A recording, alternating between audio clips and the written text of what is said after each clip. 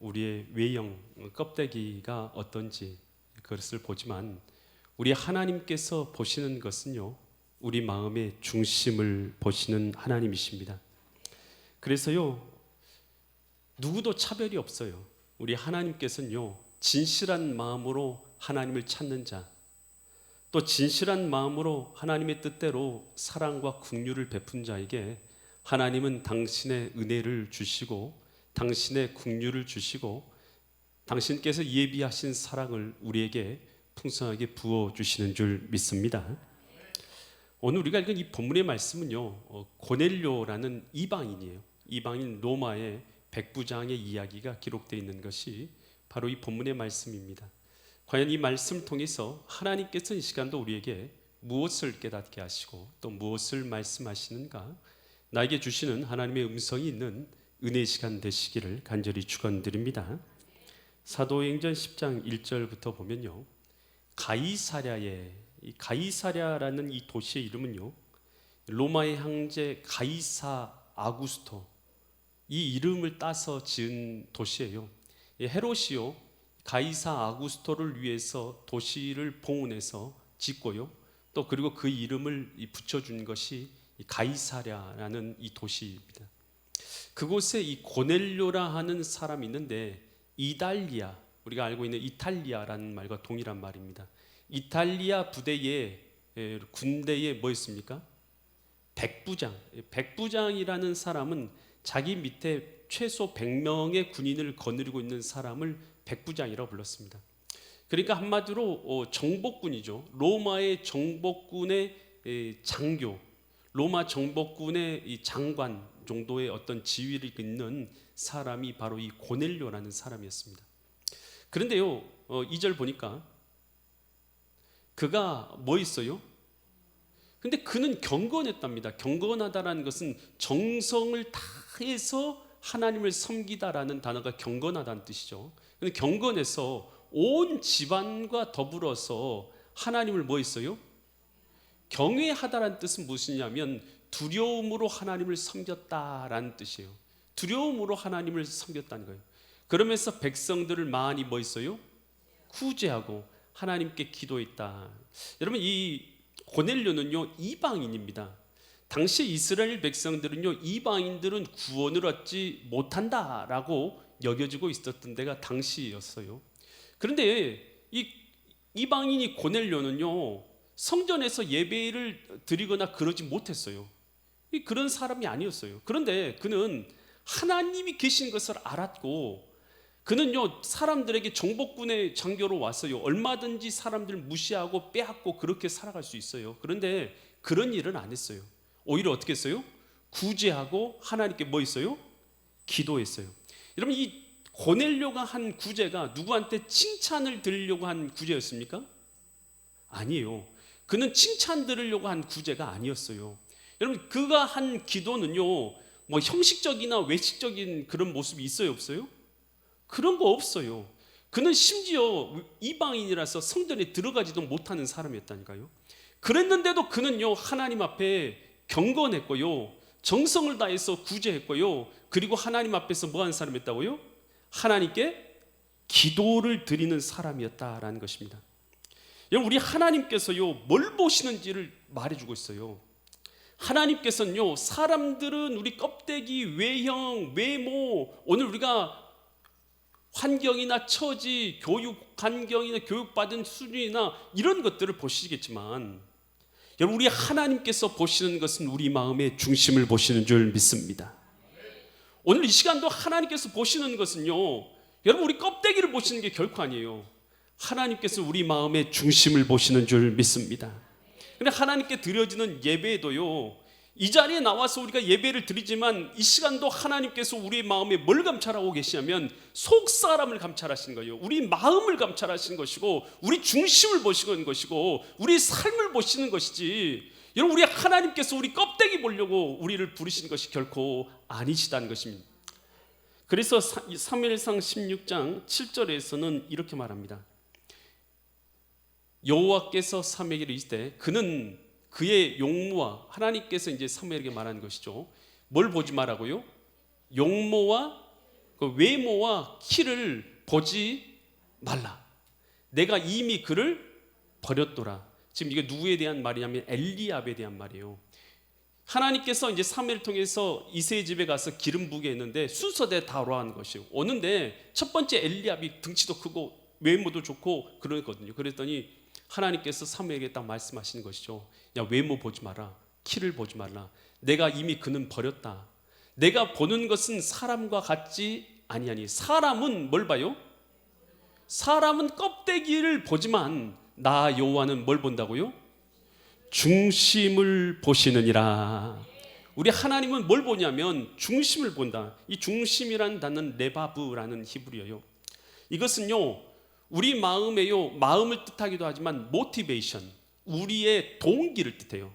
우리가 어떤 일을 할 때 어떤 마음을 가지고 어떤 동기를 가지고 하고 있느냐, 여러분 그 동기를 보시는 분이 바로 우리 하나님이신 줄 믿습니다. 그래서 하나님께서는 뭘 보시냐면 오늘 우리가 어떤 동기를 가지고 우리가 하나님을 예배하고 있고 기도하고 있고 하나님 앞에서 헌신하고 있고 섬기고 있고 일하고 있는지를 우리를 보시는 분이 누구냐면 바로 하나님이신 줄 믿습니다. 이 하나님께서, 예수님께서요, 나다나엘을 보시고는 이렇게 말씀하세요. 요한복음 1장 47절에서 요한복음 1장 47절에서 나다나엘을 향해서 이렇게 말씀하세요. 예수께서 나다나엘이 자기에게 오는 것을 보시고 그를 가리켜 이르시되 뭐라고 말하면 보라, 이 사람은 참으로 이스라엘 사람이야. 참 하나님의 백성이다, 이런 뜻이에요. 참 하나님의 백성이라. 왜 참 하나님의 백성이라고 말하면 그 속에 뭐가 없어요? 간사한 것이 없다. 속이는 것이나 위선이 전혀 없다는 것이에요. 우리 하나님께서 뭘 보시냐면 나다나엘이 하나님 앞에서 어떤 마음을 갖고 있는 사람인지를 보시는 거잖아요. 그러면서 1장 48절에서 이렇게 말하죠. 나다나엘이 이르되 어떻게 나를 아십니까? 라고 예수님께 물어요. 그랬더니 예수께서 대답하여 이르시되 빌립이 너를 부르기 전에 내가 무화과 나무 아래에 있을 때에, 이 무화과 나무 아래에 있어 나다나엘이 아마도 하나님을 찾고 기도했던 것 같아요. 내가 무화과 나무 아래에 있을 때에 내가 뭐 있다고요? 보았다. 아무도 모르는 장소라는 뜻이에요. 이 무화과 나무 아래는요. 거기에서 조용히 나다나엘이 아마도 하나님을 찾았던 것 같아요. 그랬더니 하나님께서 뭐라고 하냐면 이는 이 참 이스라엘 사람이다. 그 속에 간사한 것이 없다. 내가 너 무화과 나무 아래에 있을 때 내가 이미 너 봤다. 여러분, 우리 하나님께서 뭘 보시냐면요, 오늘 우리가 혼자 있는 시간, 여러분 오늘 우리가요 아무도 모른다고 생각하는 그 시간에 하나님과 앞에서 어떻게 살아가고 있는가, 우리의 마음의 중심과 모티베이션, 동기와 우리의 살아가는 삶의 방식을 보고 계신 분이 바로 우리 하나님이신 줄 믿습니다. 이 다니엘이요, 사자굴에 이 다른 신에게 기도하거나 그러면 사자굴에 던져진다라는 말을 듣고도 다니엘은 하루에 3번씩 예루살렘을 향한 창문을 열고 기도하는데요. 다니엘서 6장 10절 보니까 다니엘이 이 조서에, 그러니까 다른 신에게 절하면 사자굴에 던져놓는다는 이 조서에 왕의 도장이 찍힌 것을 다 알고도 자기 집에 돌아가서는 윗방에 올라가서 예루살렘을 향한 창문을 열고 전에 하던 대로 하루에 3번씩 무릎을 꿇고 기도하며 그의 하나님께 뭐 있어요? 감사했더라. 여러분, 지금 이 다니엘의 기도가요 누구에게 보이기 위한 기도입니까? 전혀 아니죠. 보이기 위한 기도가 아니었어도요 그는요 그의 생명을 걸고 마음의 중심을 들여서 하나님께 기도하고 있는 그의 마음이었다는 것이에요. 그는요 기도하다가 잡히면 죽는 거예요. 그래도 하나님 앞에서 뭐 하고 있는 거예요? 중심을 들여서, 마음의 중심을 들여서 기도를 드리고 있는 것이죠. 여러분, 우리가 예배할 때요 예배당에 나왔어요. 나왔는데 마음은 콩밭에 가 있는 경우가 있어요.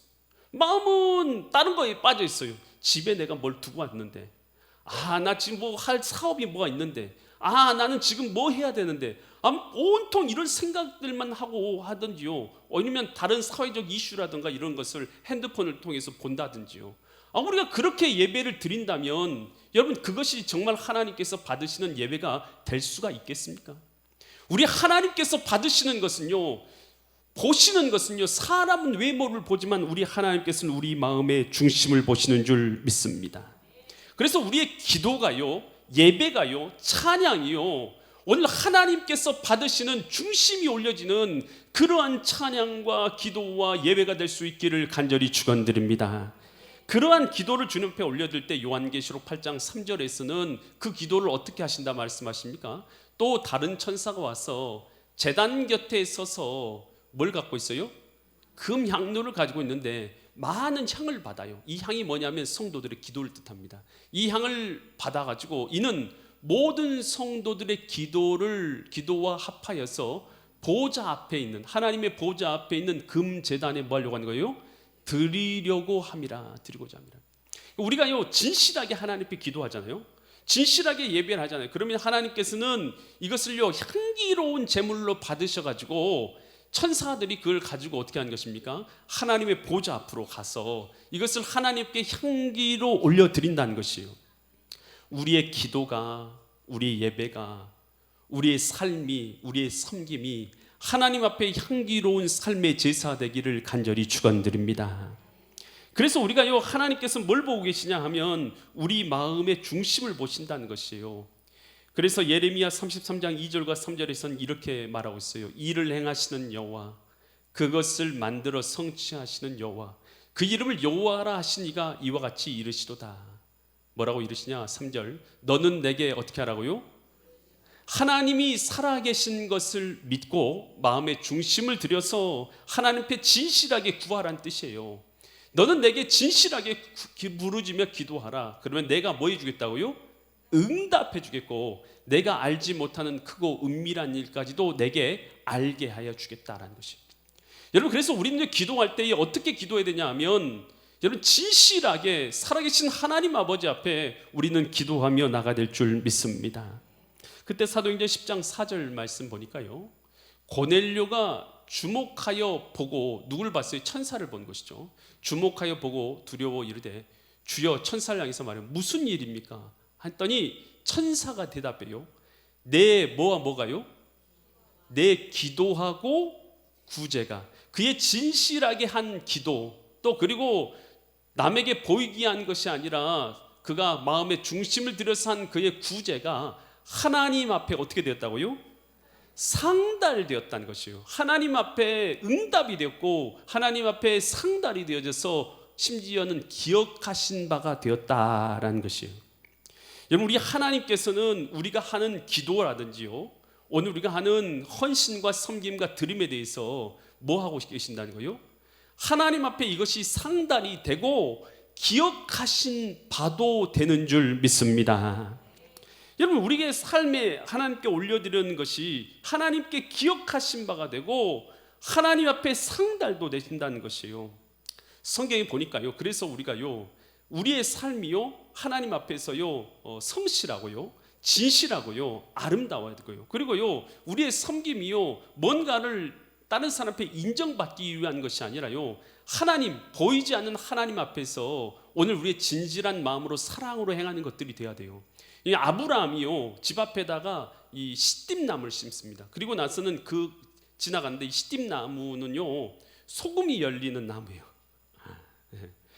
왜 소금이 열리냐 하면, 시띠나무는요, 그냥 지중해에는요, 기온의 차가 생겨요. 기온의 차가 생겨. 그래서 이 시띠나무는요, 아침하고 저녁에 따라서 거기에 이슬이 자꾸 맺힌단 말이에요. 이슬이. 근데 이슬이요, 맺혔다가 이슬이 날아가고, 이슬이 맺혔다가 이슬이 날아가고, 그러면 거기에 뭐가 남아요?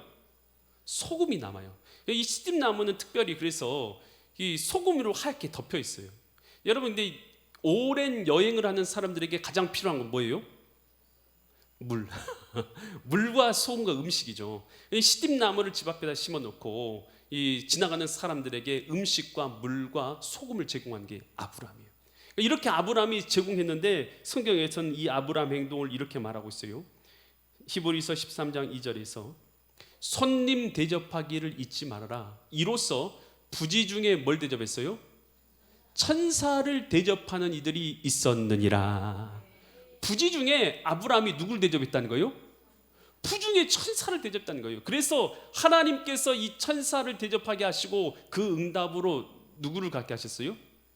이삭을 선물로 주셨어요. 그래서 아브람 나이 100세, 사라 나이 90세에 자녀를 낳았다는 것입니다. 아멘. 아멘 하신 분들 다 자녀를 여러분 이 믿음으로요 이렇게 하나님 앞에 섬겼더니 하나님께서 그런 기적과 같은 은혜를 허락하여 주셨다는 것이죠. 여러분 이삭이 아내가 있어요. 이삭의 아내 이름이 뭡니까? 이삭의 아내 이름이 리브가죠. 리브가. 여러분 리브가는요 이 아브라함이 자기 아들의 아내를 찾기 위해서 고향으로 가서 아내를 찾아오라고 해서, 그래서 이 종이 많은 이 예물들을 가지고 갑니다. 가면서 이 종이 하나님께 기도하잖아요. 하나님, 저는 누구를 내 주인의 아내로 삼아야 될지 모릅니다. 그런데 좋은 여인을 만나게 해주세요. 그러면서 기도하며 가면서 뭐라고 말하면, 내가 우물에 도착하게 될 텐데 우물에 갔을 때에 그곳에서 나에게 물을 준 자, 또 그리고 내게 가지고 온 많은 낙타들에게도 함께 물을 먹여주는 그 여인이 바로 하나님께서 예비한 여인으로 알겠습니다 라고 기도를 드린단 말이에요. 기도를 드리다가 우물 곁에 딱 앉았어요. 그랬더니 누가 찾아와요? 리브가가 찾아와서 물을 들여서 그에게 탁 주는 거예요. 나그네잖아요. 처음 본 사람이잖아요. 근데 그에게 물을 대접한 거예요. 그리고 나서 뭐라고 말하면, 제가 당신의 이 낙타와 말들에게도 물을 주겠습니다 라고. 그러니 그가요 하나님께 감사기도 하고 자기가 기도한 것을 말하고요 그녀에게 예물을 주고, 그리고 나서 그를 그 자기의 주인인 이삭의 주인으로, 안주인으로 모시고 가게 된 것이죠. 하나님께서요 이 리브가를 선택하게 하시는 이 과정들을 보세요. 그가 얼마나 사랑으로 드렸어요. 지금 리브가가요 그렇게 막 금붙이 은붙이 예물을 받으려고 그가 뭐 섬겼던 것이 아니었죠. 그는 다만 어떤 마음이었어요? 사랑의 마음으로, 긍휼의 마음으로, 섬김의 마음으로, 진실한 마음으로 그냥 섬겼는데, 그 섬김이 뭐에 됐어요? 그로 하여금 믿음의 조상의 가정에, 아브라함의 가정에 안주인이 되고 그의 후손 가운데 예수 그리스도가 나게 되는 믿음의 가정이 된 줄 믿습니다. 우리가 그러니까 섬길 때요 우리가요 뭔가를 바라면서 인정받기를 바라고 알아주기를 바라고 뭐 하면서 섬기는 것이 아니라 어떤 마음이어야 돼요? 하나님이 주인 되신 마음에서 순수하게 사랑으로 섬겨야 될 줄 믿습니다. 그것을 하나님께서 기뻐하시기 때문인 것이죠. 이 욥바의 도르가라는 여자가 있어요. 이 여자가요 여자로서 참 잘 섬기는 사람이었어요. 이 욥 사도행전 9장 36절 말씀을 같이 보면요, 욥바의 다비다라 하는 여자가 있으니 그 이름은 번역하면 도르가라, 헬라어로 하면 도르가라는 뜻이에요. 이 선행과 뭐가 있었어요? 구제하는 일이 어땠어요? 심이 많았다. 이 도르가는요 얼마나 선행을 열심히 했냐면, 이 당시에는 과부들이 참 많았어요. 전쟁이 있으면 남자들이 다 죽어버리잖아요. 그러면 그 과부들이 많은데 과부들이 어떻게 살아요? 살 길이 없죠. 그런데 이 도르가는 여자요 아마 재물이 좀 많았던 것 같아요. 그래서요 그가요 어떻게 했냐, 옷을 지었어요. 옷을 지어가지고 가난한 과부들에게 옷을 다 입혀주는 거예요. 겉옷과 속옷을. 요즘에야 이 겉옷과 속옷이 그렇게 귀하지 않지만 당시에는 보통 한 사람이 일생에요 한 벌이나 두 벌을 갖고 일생을 살고 죽었어요. 그 당시에 이 겉옷을요 사람들에게 입혀주면서 그들에게 사랑을 베풀었던 것이 바로 이 도르가였어요. 근데 이 도르가가요 어떻게 됩니까? 병들었어요. 그리고 나서 죽게 된 것입니다. 그랬을 때 그 도움을 받았던 과부들이요 너무 안타깝잖아요. 그가 죽으니까. 그래서요 베드로를 찾아갑니다. 그리고 나서 우리 이 도르가가 죽었는데 좀 도르가를 위해서 기도해 달라고 부탁을 한 것이에요. 그래서 도르가가 있는 곳으로 베드로가 가서요 기도를 해줬어요. 이 베드로가 살린 게 아니라요 기도할 때 하나님께서 그 기도를 들으시고 그를 살리신 줄 믿습니다. 왜냐하면 그의 선행과 구제가 하나님 보시기에 합당했거든요. 그래서 그의 합당한 삶을 인정하시면서 하나님께서 그를 죽음 가운데서도 살려주신 것이에요. 여러분 우리가요 누구한테 보이려고 선행하고 누구한테 인정받으려고 선행을 하고 그러면 무슨 소용이 있겠어요? 그런데요 하나님 앞에서 하나님 주신 그 사랑의 마음으로, 긍휼의 마음으로 오늘 우리가 그저 믿음을 가지고 우리가 그들을 향해서 사랑의 손길을 내민다면 우리가 도움 받을 것을 기억하고 다시 되돌림 받을 것을 기억하고 섬기는 것이 아니라 사랑으로 섬기는 것이죠. 그러면 하나님께서 그것을 받으시고 하나님 앞에 상달되고 그 기도와 구제가 하나님 앞에 영광이 되는 줄 믿습니다. 히브리서 6장 10절에서 이런 말씀이 있어요. 하나님은 불의하지 아니하사 의로우사, 이런 뜻이에요. 하나님은 의로우셔서 너의 뭘 알고 있어요? 행위, 살아가는 삶과 그의 이름을 위해서 하나님 앞에서 나타낸 뭘 했어요? 사랑으로 이미 예전부터 성도들을 섬긴 것과 지금도 이제도 섬기고 있는 것을 뭐 하지 않으셔요? 잊어버리지 아니하시니라. 여러분 참 멋지잖아요. 우리 하나님. 우리 하나님은요 안 잊어버리시겠답니다. 우리가 믿음으로 섬기고 우리가 믿음으로 행하고 다른 사람들은 몰라줘도 행한 모든 것들이 있다면 여러분 그거요 사람들은 기억 안 해줘도 상관없지만 하나님은 절대로 잊어버리지 아니하십니다. 여러분 그래서 우리 하나님 앞에서요 오늘 우리가요 행한 것, 진실하게 드려지는 것, 진실하게 섬기는 것, 사랑으로 살아가는 것, 오늘 우리가 이런 삶을요 하나님께서 뭐 하신다는 것입니까? 받으신다는 거예요. 그리고 기억하신다는 거예요. 여러분 우리의 삶이요, 우리의 섬김이요, 우리의 드림이요, 우리의 예배가요, 우리의 기도가요 하나님 앞에 향기로운 제물로 올려지고 있으십니까? 과연 나의 기도는, 나의 예배는, 나의 삶은, 나의 헌신은, 나의 섬김은 하나님 앞에 향기로운 제물이 되고 계십니까? 여러분 우리의 모든 신앙생활의 삶이 하나님 앞에 향기로운 제물 되기를 간절히 소망합니다. 그러면서 사도행전 10장 5절로 7절 말씀인데요, 그때 이 천사가 나타난 이유가 있잖아요. 이렇게 고넬료는 이방인이잖아요. 그래서 성전에 가서 예배도 못 드리는 사람이었잖아요. 그런데 천사가 그에게 나타나서 온 이유가 있어요. 내가 지금 사람을 누구에 보내라고요? 요바로 보내랍니다. 이 고넬료에게 한 말이 요바로 사람 보내서 누구를 청해오라고요? 베드로라 하는 시몬을 청하라는 거예요. 베드로를 데려오게 하라는 거예요. 그래서 6절, 그는 무두장이 시몬의 집에 유숙하니 그 집은 해변에 있다. 이 해변에 묻고 있는 이 무두장이 집에 머물고 있는 베드로를 청해와라.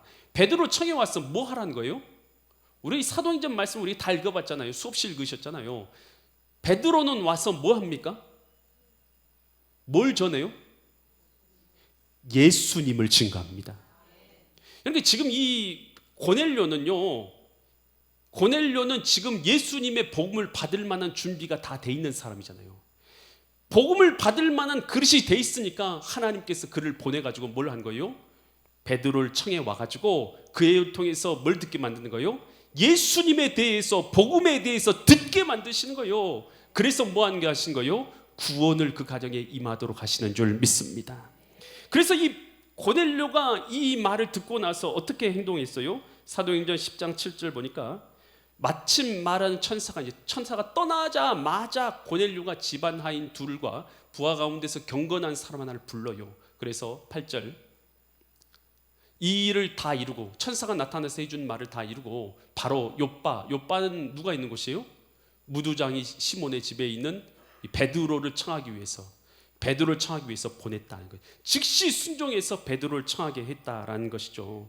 여러분 오늘 우리가요 복음을 듣게 되는 것, 여러분 하나님의 아들 독생자 예수님이 저와 여러분들의 죄를 사시기 위해서 이 땅에 오셨습니다. 저를 믿는 자마다 누구든지 죄 사여 주시고 예수님을 주인 삼들마다 하나님의 자녀되고 구원을 얻게 되는 줄 믿습니다. 이 복음을 듣게 되는 것이 그냥 듣게 되는 게 아니라는 거예요. 복음을 듣게 되는 것은 고넬료를 보세요. 고넬료가 복음을 그냥 들었어요?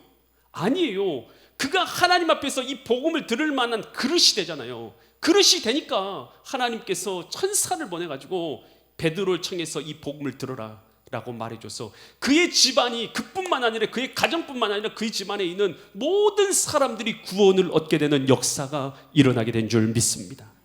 여러분이 혹시 복음이 무엇인지 분명히 알고 예수님이 여러분의 마음의 주인 되셨다면 여러분 그냥 그렇게 된 거 아니에요. 하나님께서 이 고넬료를 구원하신 것처럼 여러분들에게도 그러한 특별한 기회를 허락하여 주셔서 고넬료를 구원하신 것처럼 여러분 또한 구원하신 것인 줄 믿습니다. 여러분이 바른 믿음의 복음을 듣고 있고 바른 신앙 가운데 서 있다면 그냥 된 것 절대로 아니에요. 하나님께서 고넬료와 같은 사람에게 천사를 보내서 그를 인도해서 하나님의 말씀을 듣게 하신 것처럼 오늘 이 생명의 자리에 나와서 주님께서는 당신의 음성을 듣고 구원을 얻을 수 있는 기회를 내게도 주신 것임을 깨달을 수 있기를 바랍니다. 베드로를 청하라는 그 말이에요. 이 고넬료가 즉각적으로 순종하잖아요. 여러분, 즉각적인 순종은요, 그 안에 뭐가 들어있냐면 믿음이라는 요소가 들어있습니다. 하나님이 하신 말씀에요, 즉각적으로 순종하는 그 마음은요, 우리 가운데 믿음이 있음을 증명해 주는 것이에요. 하나님께서는요, 사람들을 부르십니다. 그리고 그를 통해서요, 하나님의 나라를 이루시는 줄 믿습니다. 여러분, 하나님께서는 모세를 불렀어요. 모세를 불러서 모세야, 애굽에서 고통받는 내 이 백성 이스라엘 백성들을 하나님의 백성으로 건져내고 가나안 땅으로 인도하여 내라. 모세가 뭐라고 말합니까? 저는 입술이 둔하고 말이 둔해서 말을 하지 못하고 둔한 자입니다. 누가 입을 만들었냐? 누가 혀를 만들었냐? 내가 만들지 않느냐? 너는 내 말에 순종하라. 그 말씀 앞에 베드로가 모세죠. 모세가 순종했더니 그는요, 이스라엘 백성들을 가나안 땅으로 인도해 가는 민족의 지도자가 된 줄 믿습니다. 우리의 능력이 아니라니까요. 우리가 믿음으로 순종하면 하나님께서 일하시는 줄 믿습니다. 여러분, 이사야는요, 그가요 기도하는 가운데 환상이 확 열려지면서 하나님의 보좌가 싹 보이는 거예요. 그는요 그 보좌를 순간 깜짝 놀랐잖아요.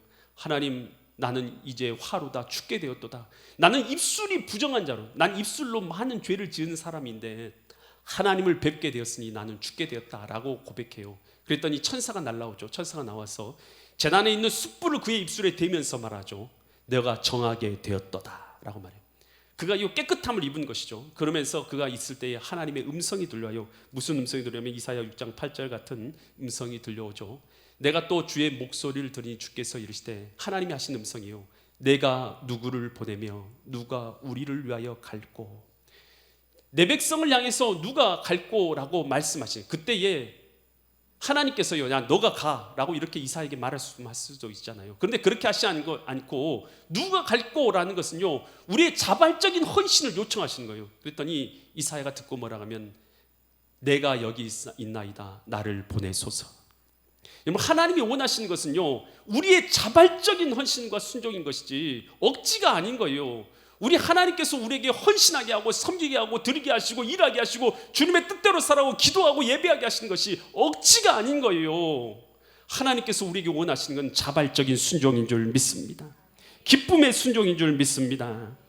미국의 리젠트 칼리지에서 실천신학, 평지도신학, 생활 영성을 가르치고 있는 폴 스티븐슨이라는 교수님이 계셔요. 이 교수님에게요, 한 성도가 와서 질문합니다. 교수님, 성도가 거룩한 사명을 이루는 삶을 살면 어떻게 해야 됩니까? 저 같은 평범한 성도들이 선교를 갈 수도 없고 사역자들이나 목사님들처럼 그렇게 사역을 감당할 수도 없는 것 아닙니까? 라고 이렇게 질문을 드린 거예요. 그랬더니 이 스티븐슨 교수님이요, 이렇게 대답한 거예요. 직장인이라면 회사에서 열심히 일하십시오. 주부라면 가족을 위해서 식사를 맛있게 준비하십시오. 예술가라면 작품을 열심히 만들고 또 자동차 공장에서 일한다면 부품을 열심히 조립하십시오. 사역은 교회나 선교지에서만 할 수 있는 일이 아닙니다. 내가 있는 삶의 현장에서 복음을 전하는 삶을 살면 그 일이 무엇이든 다 귀한 사역이고 사명입니다.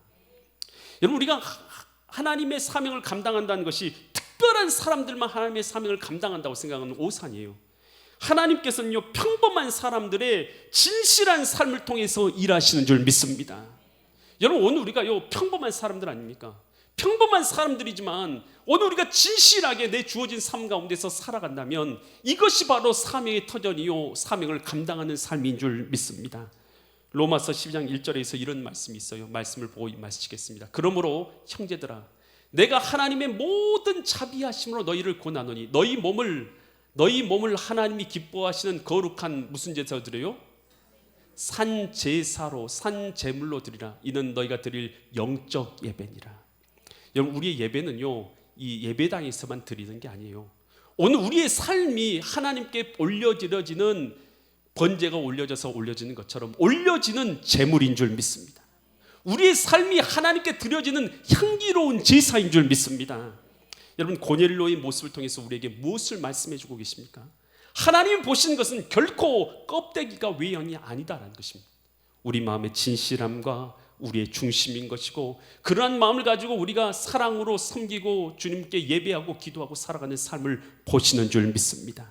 오늘 우리의 삶이 그렇게 진실하게 향기로서 하나님 앞에 올려드려지는 믿음의 거룩한 성도님들 되시기를 예수 그리스도 이름 받들어 간절히 축원드립니다.